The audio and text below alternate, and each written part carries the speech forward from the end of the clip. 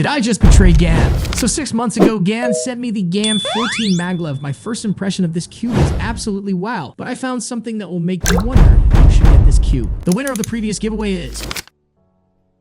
Also, guys, I will be doing a giveaway for all my subscribers. All you have to do is like, subscribe, and comment on why you want this cube. So let's start with the good thing. The cube measures 56 millimeters and weighs about 71 grams, similar to the GAN 13 Maglev, thus making it one of the lightest cubes in the market. First off, let's talk about the outer box. GAN has always been known for its high-quality packaging, and the GAN 14 Maglev is no exception. It comes with a sleek design and a convenient puller that makes opening the box a breeze.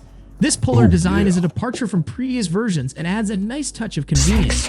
Once you've opened the box, you'll find the cube nestled inside along with an accessory box. The cube itself is a marvel of engineering, boasting more than 1,200 possible combinations or customization. With adjustable piece magnets, tensions, elasticizers, and core magnets, there are a staggering 1296 different settings to explore. While not all combinations may be useful, the multitude of options certainly makes for compelling marketing. However, out of the box, some users have reported that the cube feels a bit loose and slippery, the exact reason why I'm doing a review after 6 months.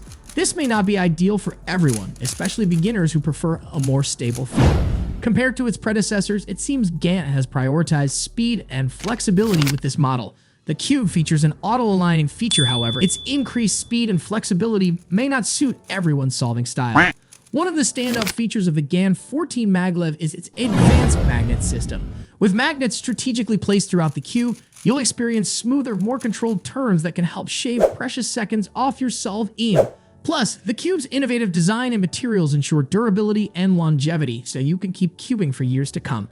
Between the turning, feel, and adjustment features lies another noteworthy aspect of the GAN 14 Maglev, the magnetic core. Alongside the stock magnets, which are already said to be strong, GAN includes additional blue magnets in the storage box.